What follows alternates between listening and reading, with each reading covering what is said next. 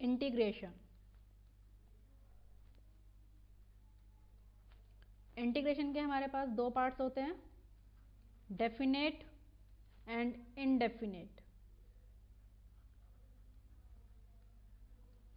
तो सबसे पहले हम इनडेफिनेट के बारे में डिस्कस करेंगे, उसके बाद डेफिनेट आएगा। इनडेफिनेट में लिमिट्स यूज नहीं होती और डेफिनेट में लिमिट जो है वो यूज होती है।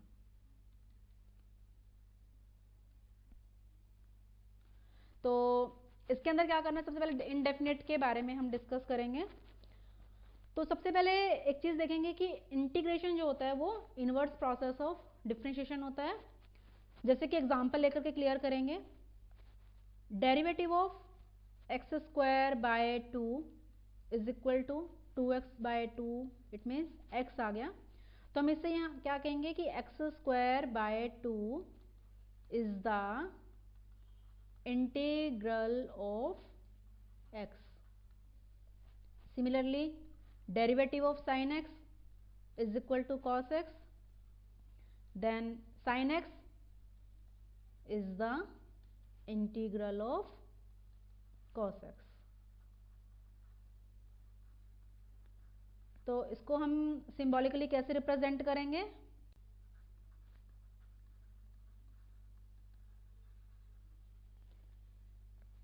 एफ एक्स डी एक्स का इंटीग्रेशन अगर हम करते हैं तो वो आता है कैपिटल एफ एक्स। तो इसको हम कैसे रीड करेंगे, which is read as integral of small f x with respect to x is equal to capital Fx. So this formula gives the antiderivative is called the indefinite integral। तो इसको हम एक तरह से एंटी डेरिवेटिव भी बोल देते हैं। तो इंटीग्रेशन और डिफरेंशिएशन के जो फॉर्मूले होते हैं वो एक दूसरे के रिवर्स होते हैं।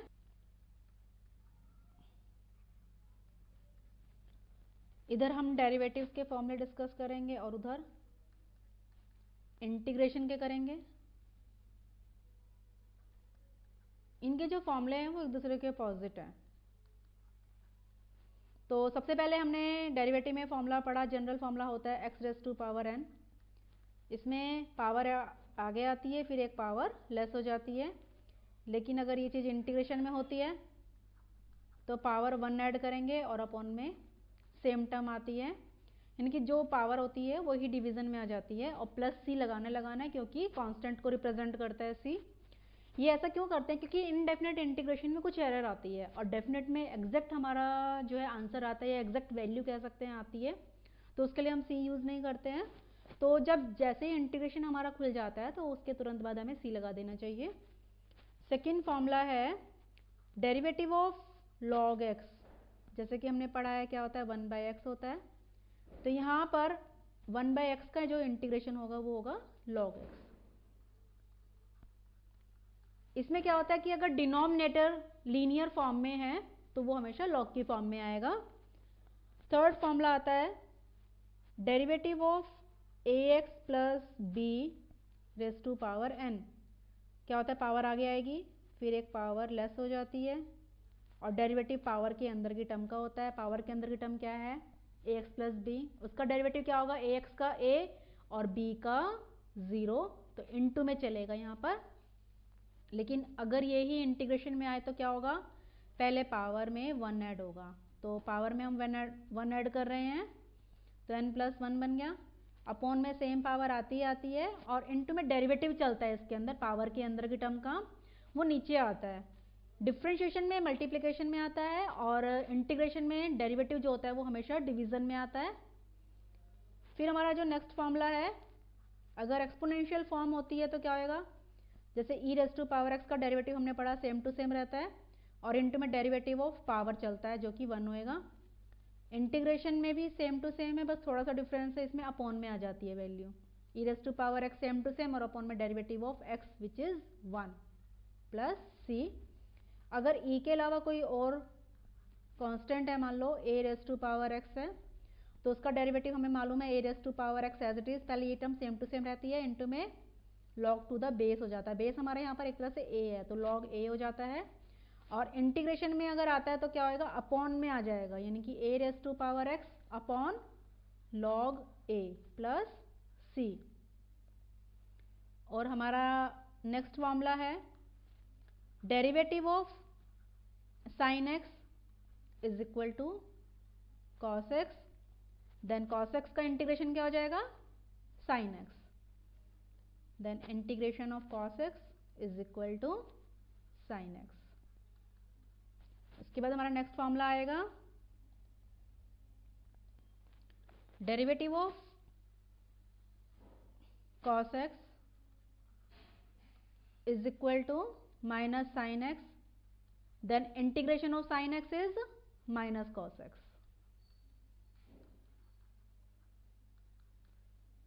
Derivative of 10x is secant square x, then integration of secant square x is 10x. हम ये क्या ऑब्जर्व कर रहे हैं, देखो कॉस का डेरिवेटिव साइन है तो साइन का क्या हो गया माइनस कोस, क्योंकि ये माइनस यहाँ अंदर जा सकता है। 10 का डेरिवेटिव सेकेंड स्क्वायर, तो सेकेंड स्क्वायर का इंटीग्रेशन क्या हो जाएगा 10x। ऐसे ही नेक्स्ट है सेकेंड एक्स का जो डेरिवेटिव होता है वो होता है second x into 10x, then integration of second x 10x is equal to second x.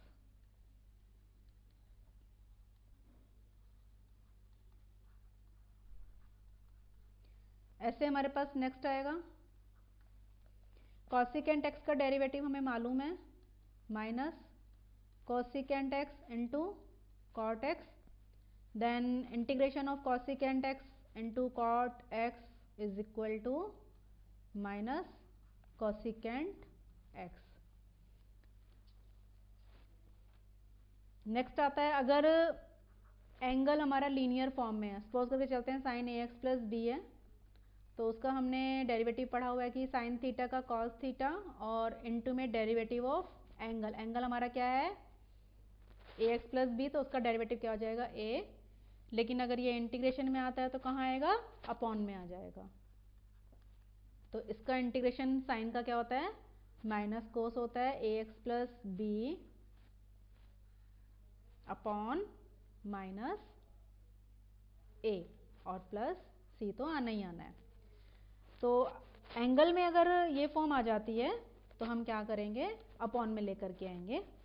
Next है derivative of sine inverse x is equal to 1 upon under root 1 minus angle का square, तो एंगल हमारे यहाँ पर क्या है एक्स, तो एंगल का स्क्वायर कर दिया और इंटू में डेरिवेटिव ऑफ एंगल जो कि 1 होता है, तो इसका इंटीग्रेशन क्या होगा sine inverse x 1 upon under root 1 minus x square dx is equal to sine inverse x plus c. इसके दो इंटीग्रेशन होते हैं, अगर साइन की फॉर्म में होता है तो साइन इनवर्स बनेगा, अगर कोस की फॉर्म में आएगा तो माइनस का cos inverse x plus C होगा। नेक्स्ट फॉर्मूला आता है डेरिवेटिव ऑफ